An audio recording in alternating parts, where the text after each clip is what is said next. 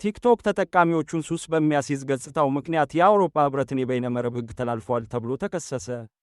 መተግበሪያው ሱስ የሚያስይዝ ገጽታውን እንዲያስተካክል ማስጠንቀቂያ ተሰጥቶት የነበረ ቢሆንም እንዳላሻሻለ ሮይተርስ የዜና ወኪል ዘግቧል። ቲክቶክ ሱስ አስያዥ ገጽታውን ካልለወጠ የማህበራዊ ሚዲያው አስተዳዳሪ ባይትዳንስ ከዓለም አቀፍ ገቢው ላይ የ6% ቅጣት እንደሚጣልበት ማስጠንቀቂያ ተሰጥቶት ነበር። የአውሮፓ ህብረት የበይነ መብት ተቆጣጣሪ ካቀረባቸው ክሶች መካከል ቲክቶክ ተጠቃሚዎቹ ያለማቋረጥ ስክሮል እንዲያደርጉ የዘረጋው መዋቅር ይገኝበታል። ለተጠቃሚዎች መረጃ የሚጠቁምበት ወይም ኖቲፊኬሽን የሚሰጥበት መንገድና የእያንዳንዱን ተጠቃሚ ፍላጎት ባማከለ ሁኔታ ይዘቶችን መግፋቱን በክሱ ተካቷል። ቲክቶክ በመላው ዓለም ታዋቂ መተግበሪያ የሆነው ተጠቃሚዎቹን በተሻለ መንገድ በመገንዘቡ እንደሆነ ተገልጿል።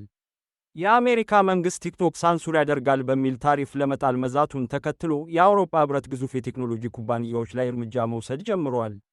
የአውሮፓ ህብረት የበይነ መረብ ተቆጣጣሪ ኮሚሽን ለ1 ዓመት ያህል ዲጂታል ሰርቪስስ አክት ወይም ዲኤስኤ በተባለ ድንጋጌ ስር ቲክቶክ ላይ ምርመራ ሲያካሂድ እንደቆየ የሮይተርስ ዘገባ ይጠቁማል።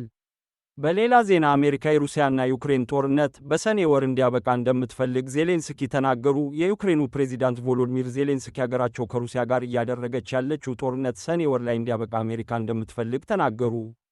ሁለቱ ወገኖች በሚቀጥለው ሳምንት በአሜሪካ ለሚካሄደው ንግግር መጋበዛቸውንም ዜሌንስኪ ገልጸዋል። አሜሪካ ሁለቱን ተደራዳሪ ቡድኖች ሩሲያና ዩክሬንን በሳምንት ጊዜ ውስጥ በአሜሪካ ምናልባትም በሚያሚ እንዲገናኙ ሐሳብ ስታቀርብ ይህ ለመጀመሪያ ጊዜ ነው። በእኛ በኩል በንግግሩ ላይ እንደምንሳተፍ አረጋግጠናል ብለዋል። ድርድሩን በተመለከተ ከዋሽንግተንም ሆነ ከሞስኮ ወዲያውኑ የተሰጠ አስተያየት የለም። ነገር ግን የአሜሪካው ፕሬዚዳንት ዶናልድ ትራምፕ ወደ ሥልጣን ከመጡበት ጊዜ አንስቶ ግጭቱ እንዲያበቃ ግፊት እያደረጉ ነው። በአሜሪካ አደራዳሪነት በአቡዳቢ የተካሄደው ሁለተኛ ዙር የሰላም ንግግር ዓርብ ዕለት ተጠናቋል። የድርድሩ ውጤትና ሂደት ባይገለጽም ዜሌንስኪ ቅዳሜ ዕለት ለጋዜጠኞች በተናገሩበት ወቅት ዩክሬን እንድትስማማ ግፊት እየተደረገባት ያለውን የግዛት ጉዳይን ጨምሮ አስቸጋሪ ሁኔታዎች አስቸጋሪ ሆነው ቀርተዋል ብለዋል። ተደራዳሪ አካላቱ ለመጀመሪያ ጊዜ በዚህ ላይ መወያየታቸውን የገለጹት ዜሌንስኪ በተወካዮች አማካኝነት ሳይሆን በመሪዎች መካከል የሶስትዮሽ ንግግር ሊደረግበት የሚችልበት ሁኔታም ላይ መወያየታቸውን ገልጸዋል። ሆኖም ለዚህ ለመዘጋጀት አስፈላጊ ነገሮች አሉ ሲሉ አስጠንቅቀዋል።